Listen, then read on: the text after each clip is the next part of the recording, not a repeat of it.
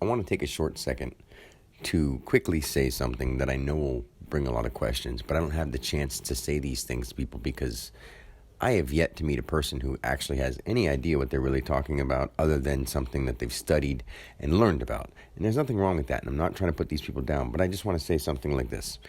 We are approaching a weird point in time where aliens are being talked about and we're poisoning each other and our governments are against us and it's out in the open and everything's happening right in front of everybody's face. Now, I want people to understand that not only are we the aliens, but we're creating our aliens. And what I mean by that is if you understand that when you were a little kid, when did you know that red was red and when did your eyes actually receive that vibration and know it?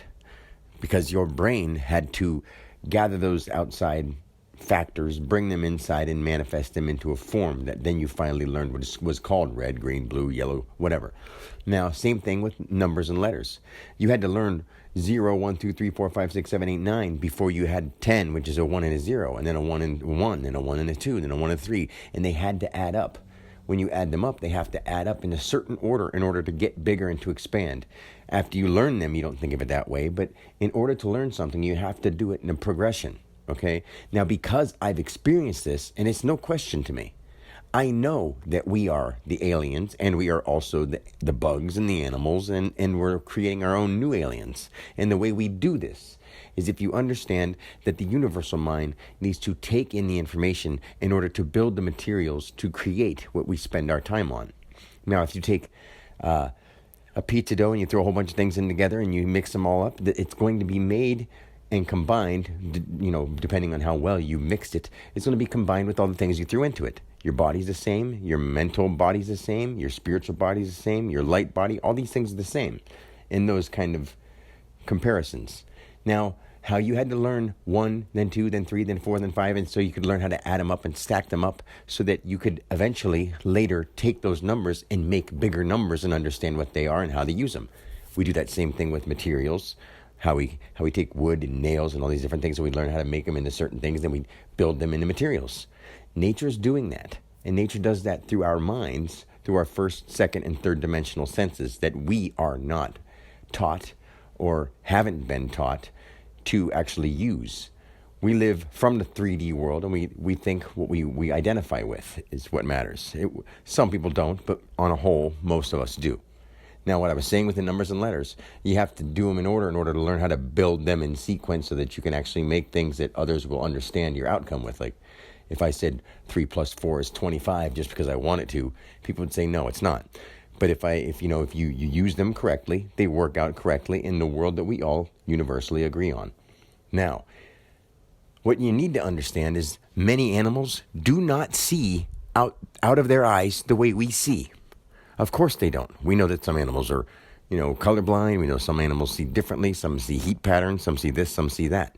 Now, when we, before we became human beings in these bodies, as the light beings we are, on our way to develop into the consciousness state that understands humanity and understands being in a body that's symmetric, that walks around like humans do, just like adding 1, then 2, then 3, then 4, those animals were us. And looking through our eyes, the way we saw things, they were human beings. They were foreign to our land, and they looked either gray, green, mucusy, and you ever notice that aliens always have like a human body form? That's because as the animals looking at them, or the insects looking at them, or the things that weren't human beings looking at them, they looked that way. Now, you held that in your mind, in your universal mind, through your next incarnations and all these incarnations. And as time goes on and you start being able to talk about them and distinguish them, different people have different memories. They portray those memories onto paper, onto different things. They talk about them, they explain them, they draw them. And now we have movies that put them right out there in the open and really good effects. Now, just like the numbers, then 1, then 2, then 3, then 4, you had to learn how to use them correctly to build them together. Well, nature's learning how to build them together. And the mass mind of nature has been learning a lot about violence, a lot about destruction, a lot about aliens, a lot about just horror. And it's because we spend more of our time doing that. And because the nature is our first, second, and third dimensional mind, 1, 2, 3 equals 6. Our human world is the number 6. People may not want to understand this, but it's true. So anyway, when we reach a point like this, We have to change what we're doing for the universal mind to change. Like right now, we're plummeting into a dark age because we ourselves are allowing dark things to happen. We're choosing to partake in dark activities, and we're not caring. It's obvious that that's what's happening. But I can explain it to a level way deeper than what I just did. But it's simple to me because I've been there doing this billions of times. And I remember this like the back of my hand. I'm trying to put it into words the best I can. And the cool thing about it is you will create your own universe because it will look different to your point of preference, to your point of receiving and sending information. It'll look the tiny bit different. It might look a world of difference.